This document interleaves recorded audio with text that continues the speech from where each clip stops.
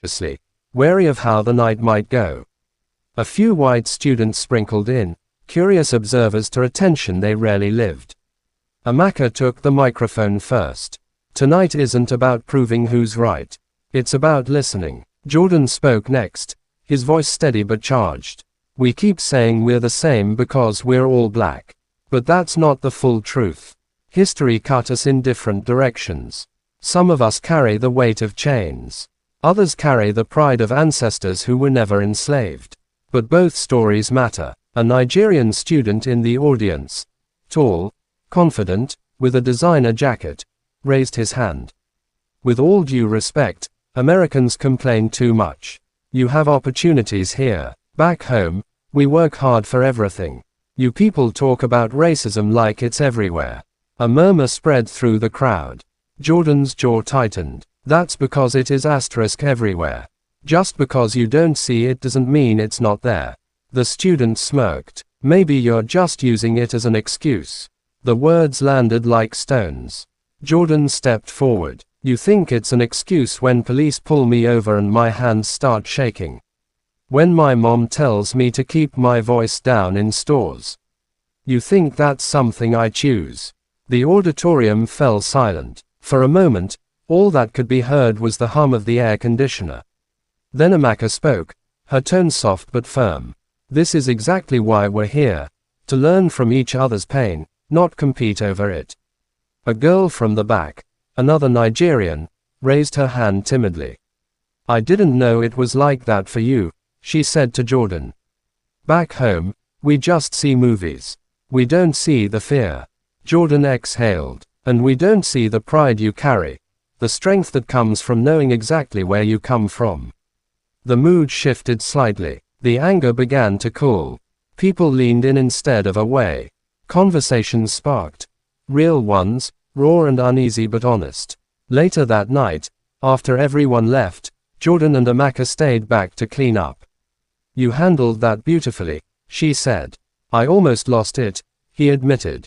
She smiled. Sometimes losing it is what opens people's eyes. Jordan chuckled softly. I used to think racism was just about color. But now I see it's about distance. How far apart people stand from each other even when they're in the same room. Amaka nodded thoughtfully. Maybe one day, we'll close that distance.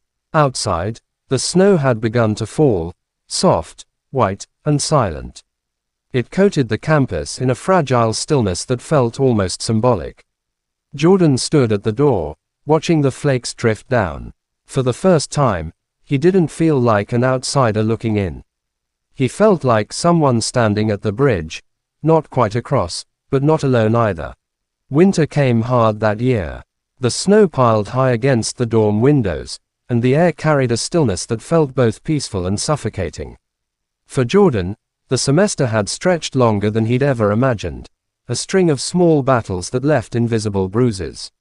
Final exams loomed, but something heavier occupied his mind, the feeling that no matter how hard he tried, he was always explaining himself. Explaining why certain jokes weren't funny.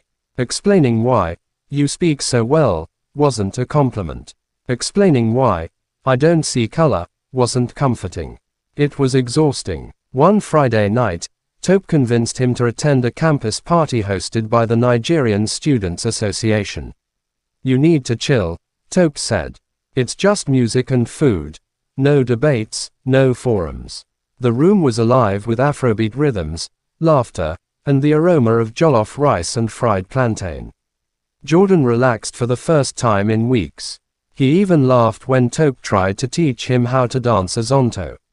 Then it happened. Near the corner, a group of white students, members of the soccer team, joined the party.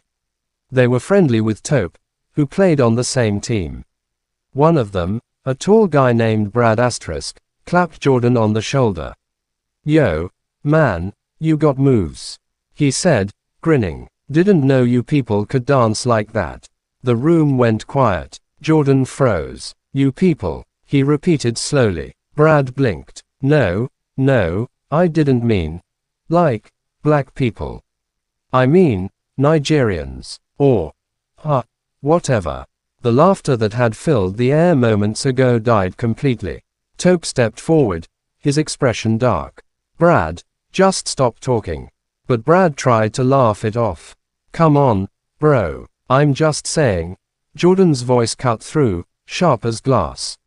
You think it's funny. You walk in here, eat our food, dance to our music, then talk like we're from a zoo exhibit.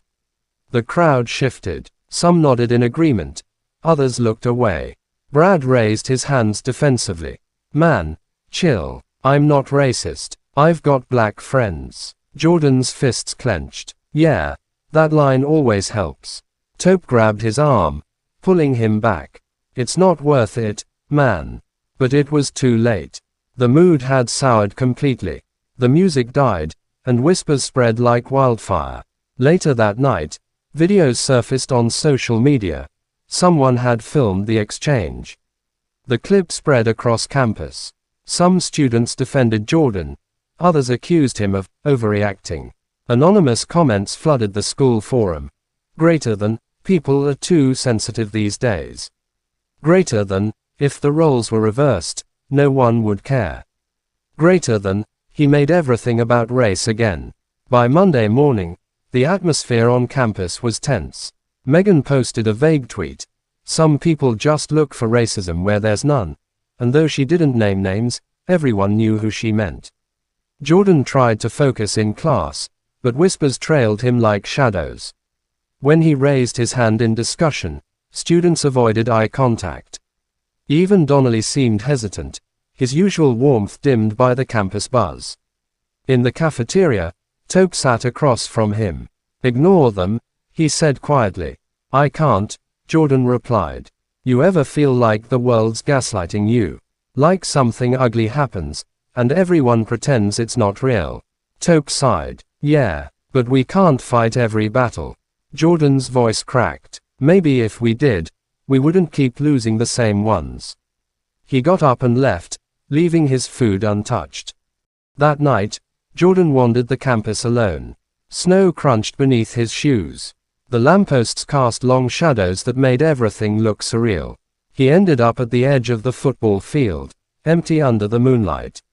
He thought about his grandfather, who marched in the civil rights movement. About his mother, who taught him to walk with his head high even when the world told him to bow.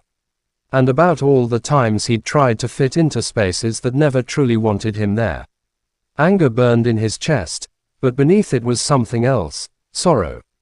Not just for himself, but for everyone who'd ever been told their voice was too loud, their truth too uncomfortable. Suddenly, he heard footsteps behind him. It was Amaka. I thought I'd find you here, she said softly, brushing snow from her coat. How'd you know? You always come here when you're thinking too much. He chuckled weakly. Guess I'm predictable. She stepped closer. I saw the video. It's ugly out there right now. But you didn't do anything wrong. Feels like I did, he said bitterly. Feels like every time we speak up, we become the problem. Amaka nodded slowly. That's what racism does. It turns your pain into their inconvenience. Jordan looked at her. Then how do we change that? She smiled faintly. By refusing to shut up. By being uncomfortable together. The wind howled softly through the bleachers. Amaka continued, her voice low but firm. You know what's funny? My dad told me before I came here, don't let America make you forget who you are. I think he meant not to lose my Nigerian roots. But now, I think it also means not to forget that everyone's fighting a different war. Some are just better at hiding the wounds. Jordan swallowed hard. Her words hit deep. For a long time, they stood in silence, two dark silhouettes against the white snow, breathing out small clouds of shared pain. Then Amaka reached for his hand. Not romantic, but human. You're not alone, Jordan. None of us are. He nodded slowly. For the first time in weeks, he felt something loosen in his chest. The snow kept falling, covering their footprints. And though the world around them still felt divided, something inside Jordan shifted, a small but undeniable spark of healing, waiting for a chance to grow.